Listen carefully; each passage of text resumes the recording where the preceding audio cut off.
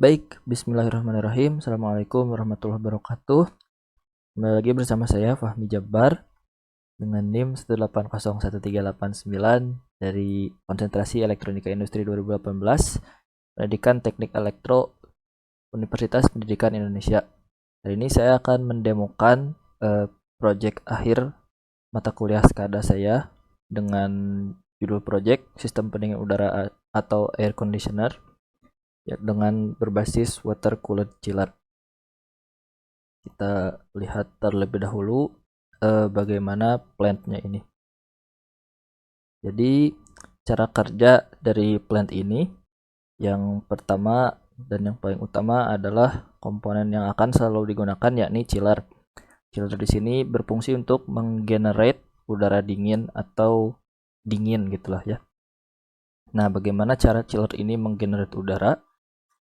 Nanti ketika mekanisme pump satunya dinyalakan, maka air dari cooling tower ini akan dialirkan ke bagian belakang chiller ini. Nah, ini diasumsikan sebagai kondenser. Di dalam kondenser ini diceritakan ada sebuah freon yang sedang dialirkan, kemudian dialirkannya itu dimasukkan ke dalam sebuah kompresor untuk dikompresi ke tekanan tinggi. Kenapa harus dikompresi ke tekanan tinggi? Nanti saya jelaskan di bagian kedua, tetapi untuk sekarang hasil dari kompresi tersebut menyebabkan pipa yang menaungi freon itu menjadi panas, sehingga diperlukan adanya pendingin alami. Panasnya pun tidak terlalu panas gitu, jadi menggunakan pendingin alami seperti dengan cara dialirkan atau direndam dengan air dengan suhu normal seperti ini sudah cukup. Nah, kemudian nanti keluar dari kondenser, airnya itu akan menjadi sedikit lebih panas dari dari suhu normal biasa.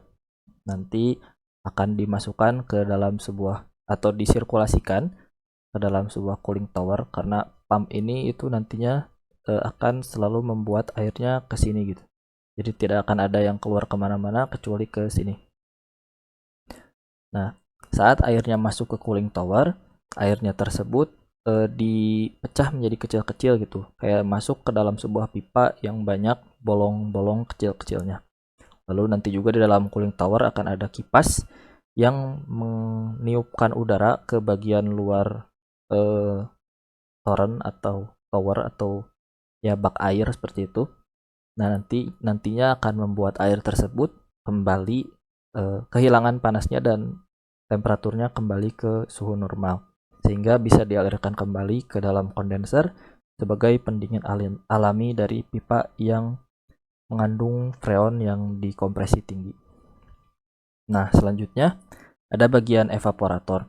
Bagian evaporator inilah yang menggenerate dinginnya tersebut. Bagaimana cara dinginnya tergenerate? Jadi pertama saat freon sudah dikompresi pada tekanan tinggi, akan ada sebuah jalur pipa di mana tiba-tiba freon tersebut tidak dianjlokkan gitu ya, tekanannya menjadi tekanan rendah, sehingga perubahan dari tekanan tinggi ke tekanan rendah inilah yang menyebabkan pipa yang menaungi freon menjadi dingin.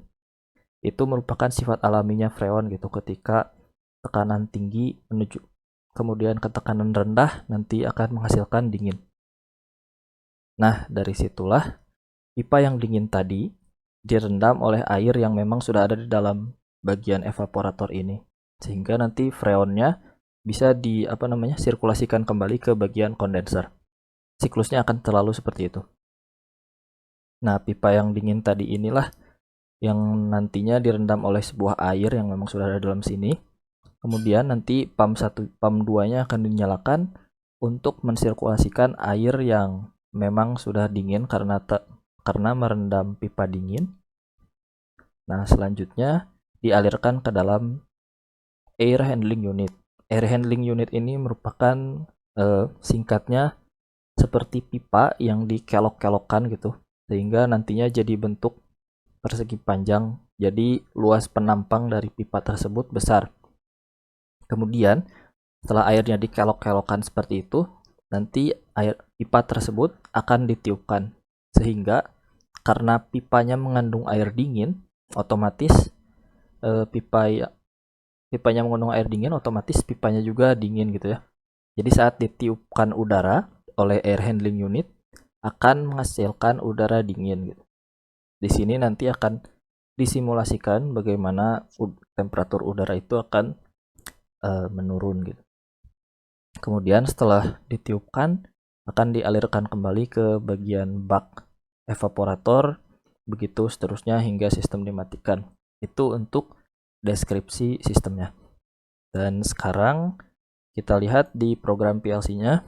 Jadi di sini saya membuat sebuah mekanisme interlock untuk button emergency sehingga nantinya ketika ini sudah tidak terhubung, maka button start itu tidak bisa dikoneksikan untuk menyalakan sistem gitu.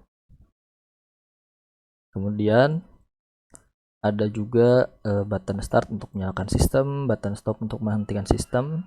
Nah, di sini ada bagian mode dari sistemnya yang nanti akan saya jelaskan.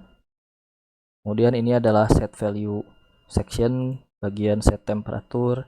Jadi saya memberikan terlebih dahulu nilai awalnya. Ada 23, 32, 32, dan 100 ini untuk water level, ini chiller temperature, actual temperature. Oke, kemudian di sini ada danger event, di mana nantinya ketika actual temperature-nya di atas 39 atau 40, maka akan menyalakan internal relay 1001 yang nantinya bisa dibaca HMI untuk menyalakan alarm. Kemudian di sini ada juga apabila pompa 2-nya dinyalakan sebelum pompa 1, maka nanti akan ada warning event ya. Karena danger eventnya hanya di sini saja. Nanti ada indikator alarm. Baik. Selanjutnya ada good event. Good event ini ketika actual temperature-nya sudah mencapai set temperature. Yakni 23 sekarang. Tapi nanti bisa berubah-ubah secara dirubah. Kemudian ada increment temperature chiller. Jadi ketika sistem chillernya aktif, nanti akan ada penghitung timer sekitar 60 detik, 600 BCD. Kemudian akan menambahkan 1 temperatur, 1 derajat Celcius. Kemudian di AHU juga atau di actual temperature nanti akan ditambahkan apabila sudah mencapai 600 detik. Selanjutnya ini adalah mekanisme untuk naik turunnya air. Lalu ini mekanisme untuk timer actual temperature bagaimana menurunnya. Jadi nanti saya jelaskan di bawah ya. Ini chiller system. Nah, apabila chiller sistemnya dinyalakan, nanti akan ada timer yang menghitung lalu mengurangi temperaturnya 1 derajat tiap 10 detik. Kemudian ini di air handling unit. Nah, di sini dia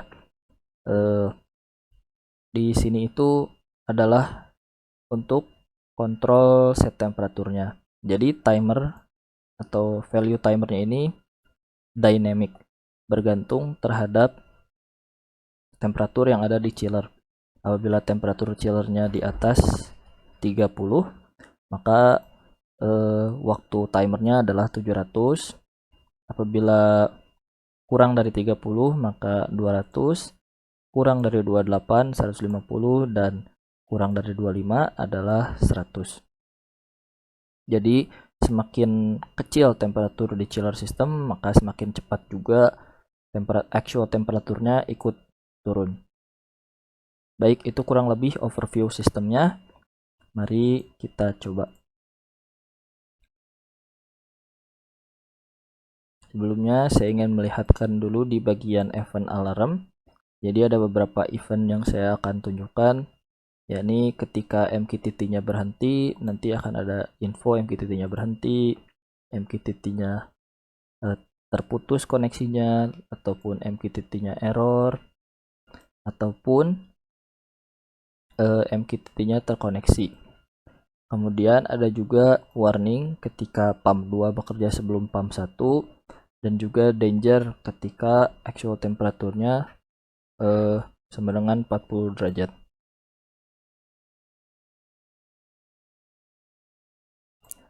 Baik.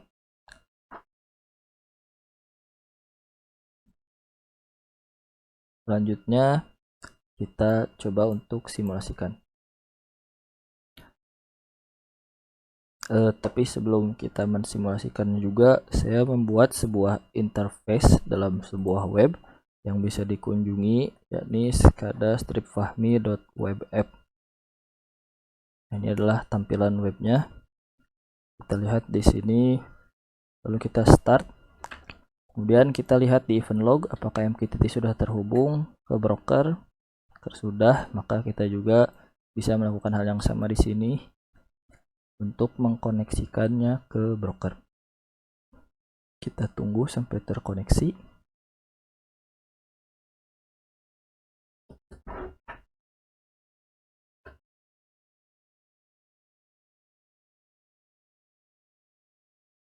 Nah, ini sudah terhubung ke MQTT broker.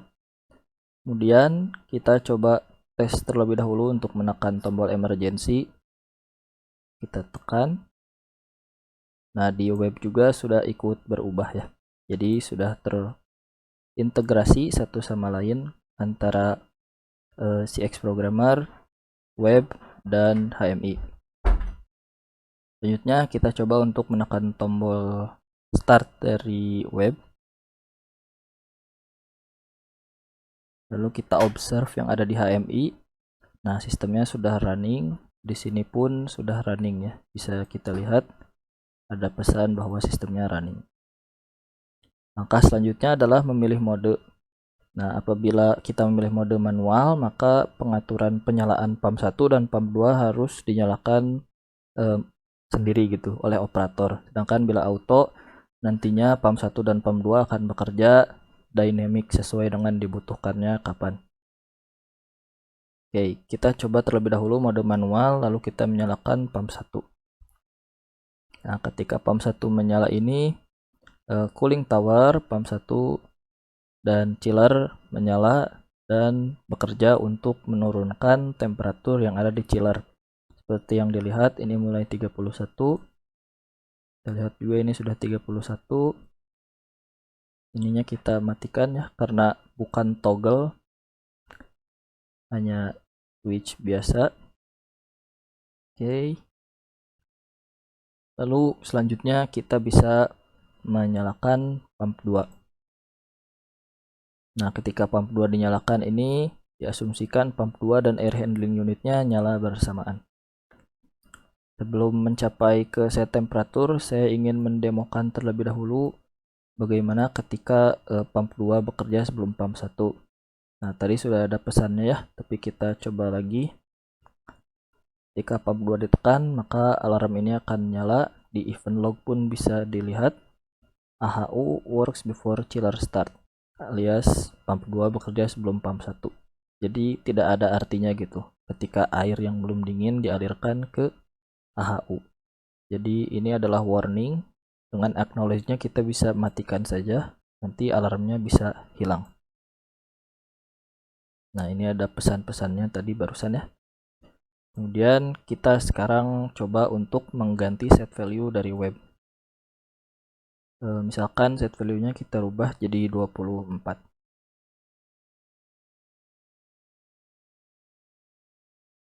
Nah, sekarang sudah 24 dan di web juga sudah 24. Kita coba mode auto. Nah, saat mode auto menyala, semua sistem ini berkoordinasi alias menyala semuanya gitu. Jadi ketika temperatur setnya sudah dicapai, maka pumpnya akan mati. Kita tunggu beberapa saat hingga chiller out temperaturnya mencapai temperatur set. Selain itu juga kita bisa melihat trend temperaturnya di trend display ini. Nah, di sini ada watch line-nya. Actual temperatur 30, chiller temperatur 24. Oke. Selanjutnya karena ini sudah mencapai ini ya, chillernya sudah tidak perlu aktif lagi. Karena memang untuk menghemat listrik di mekanismekan seperti itu. Nah, apabila chiller outnya naik lagi, chillernya dioperasikan kembali. Nah, sekarang air temperaturnya sudah mulai menurun dan sudah mulai menurun cukup cepat.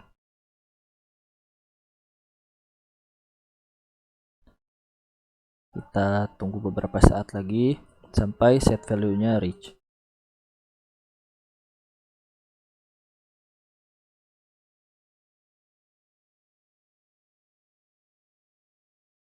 Kita bisa observe juga lewat web bagaimana actual temperaturnya menurun.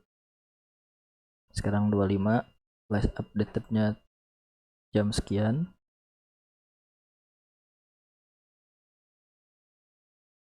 Nah, bila sudah, nanti ada alert message set value-nya reach. Dan bisa kita lihat juga di sini set value-nya sudah reach. Air handling unitnya mati. Kemudian nanti menyala lagi apabila air temperature-nya naik lagi. Hal ini berjalan seterusnya untuk auto seperti itu, untuk menjaga temperaturnya agar tetap di set value. Sekarang kita coba untuk matikan sistemnya dengan cara menekan tombol stop yang ada di web. Kemudian kita observe juga di skadanya apakah sudah berhenti, dan sekarang sudah berhenti ya, sudah stop. Nah, sekarang saya akan mendemokan bagaimana ketika air temperaturnya itu di atas 40 derajat Celcius, sehingga akan mengaktifkan alarm di event log, baik di event log maupun di web. Kita start lagi.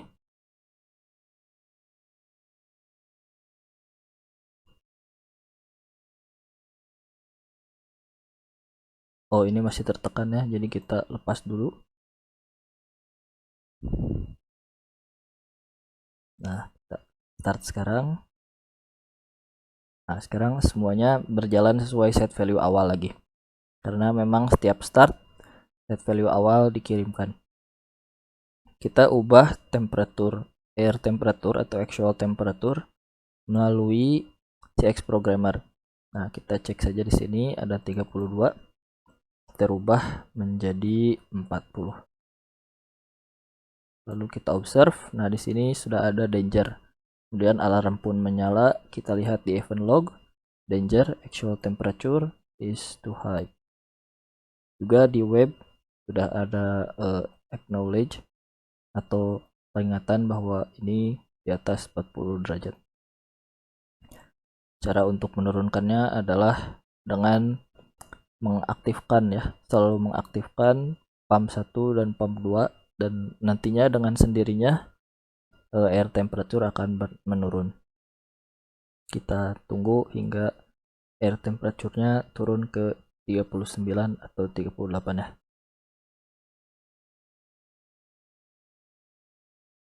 Nah, ketika sudah 39, alarmnya sudah tidak ada lagi, di event log pun sudah aman. Selanjutnya kita coba untuk menekan emergency lagi lewat web. Ketika ditekan, sistemnya pun sudah berhenti secara emergency, jadi sudah tidak bisa dioperasikan. Itu untuk HMI-nya. Kemudian kita bisa akses juga database-nya. Di sini di alert akan ada kumpulan alert dari jam berapa, tanggal berapa, dan ini bisa di sort gitu ya, yang terbaru dan yang terlamanya kapan. Kemudian bisa kita export as PDF. Nah, di sini nanti akan ada hasil ekspornya, ataupun bisa sebagai Excel, sehingga nanti kita bisa tahu log sistem kita ada peringatan apa saja dan kapan. Kemudian di device ada database mengenai record tombol apa saja yang sudah ditekan, baik di input ataupun di output. Laporannya kurang lebih seperti ini. Tuh ada true, dan seperti itu ya. Ini juga sama bisa diekspor. Kemudian yang terakhir ada laporan mengenai temperatur. Nah, ini actual temperature graph dari 40 menurun ke 39, ke 38 dan terakhir di 38. Dan ini chiller temperaturnya. Dan ini set temperaturnya tetap di 24. Dan semua temperatur history ini bisa diekspor juga ke dalam PDF ataupun Excel. Demikian mengenai project SCADA saya. Bila ada pertanyaan mengenai project ini silahkan disampaikan. Terima kasih banyak sudah menonton. Terima kasih kembali. Assalamualaikum warahmatullahi wabarakatuh.